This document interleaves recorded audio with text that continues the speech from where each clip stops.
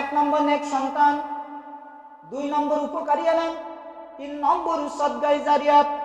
এই 3টি কাজ যদি আপনি আমি করে যেতে পারি, ওয়াল্লাহি তাল্লাহি বিল্লাহি, সন্তান যদি ভালো হয় আমলনামা ভালো হবে, আপনার পরকালীন জিন্দেগিটা ভালো হয়ে যাবে। সন্তান যদি খারাপ হয়ে যায়, যত খারাপ কাজ করবে, ভালো কাজ করলে যেমন আপনার ফিলাক্সি লোড হিসেবে আমলনামায় সওয়াব যাচ্ছে, খারাপ কাজ করলে প্রতিফল নেওয়া লাগবে কি লাগবে না? একটুখানি ভালোভাবে বোঝার চেষ্টা করুন। আপনি একজন বিবেকবান, শিক্ষিত, সবকিছু জানেন, সবকিছু বোঝেন, এরপরে যদি আপনার সন্তানকে আপনি কোরআনের শিক্ষায় শিক্ষিত না করতে পারেন, শুধু মাদ্রাসায় পড়াতে হবে কথা বলছি না, অন্তত আপনাকে কোরআনের শিক্ষা, কোরআনের জ্ঞান আপনার সন্তানকে শিক্ষা দেওয়াই লাগবে, ফরজ আইন।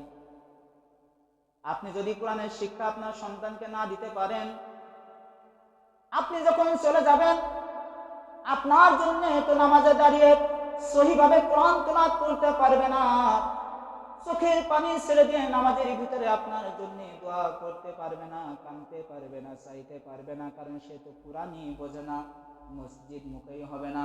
কিন্তু আপনার সন্তানকে যদি আপনি সাথে করে নিয়ে আসেন, বাবা আজান হয়ে গেছে, চলো মসজিদে যাই, আস্তে আস্তে দেখবেন আপনার ওই সন্তান একদিন আপনাকে মসজিদে ডেকে আনবে, কথা বলেন ঠিক কিনা? তাহলে আল্লাহ নবী বললেন, প্রত্যেক সন্তান যখন পৃথিবীতে আসে ইসলামী স্বভাবের উপর, ইসলামী ফিতরতের উপর জন্মগ্রহণ করে। রাসূল ওখানে একটা উদাহরণ দিয়েছিলেন এই হাদিসের ভিতরে, বলেছিলেন, দেখো একটা চতুষ্পদ জন্তু যখন মায়ের গর্ভ থেকে আসে, মনে করেন গরুর বাছুর, ছাগলের বাচ্চা, তখন ওই ছাগলের বাচ্চাটা কিন্তু বিকলাঙ্গ হিসেবে আসে না, সুন্দরভাবে আসে, কথা বলেন ঠিক কিনা?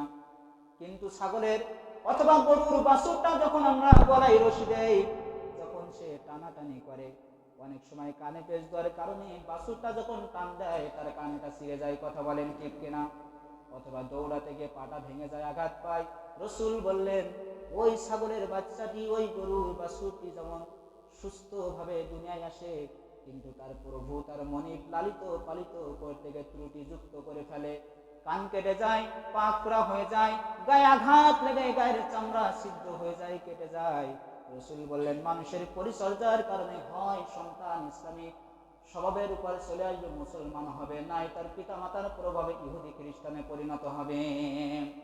এখন আপনি আমি যদি মুসলমান ঘরের সন্তান, মুসলমান বলে দাবি করছি, কিন্তু আপনার আমার সন্তানকে নামাজি বানাতে পারলাম না, আপনার আমার সন্তানকে মসজিদ মুখ করতে পারলাম না, কোরআনের শিক্ষায় শিক্ষিত করতে পারলাম না, এর মতো আফসোস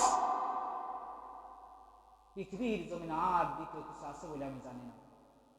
আল্লাহ রাসূল বললেন, মরার সঙ্গে সঙ্গে সব আমল তোমার বন্ধ, শুধু 3টি আমল তোমার জারি থাকছে। 1 নম্বর নেক সন্তান, তোমার সন্তান যত নামাজ পড়বে, যত রোজা রাখবে, যত দান সাদকা করবে, ওইগুলি আল্লাহ পাক তোমার আমল নামায় মৃত্যু হয়ে গেছে তা পৌঁছাতে থাকবে কিয়ামত পর্যন্ত। এর মতো বড় অফার, এর মতো সুন্দর ব্যবস্থা পৃথিবীর জমিনে আর কিছু আছে?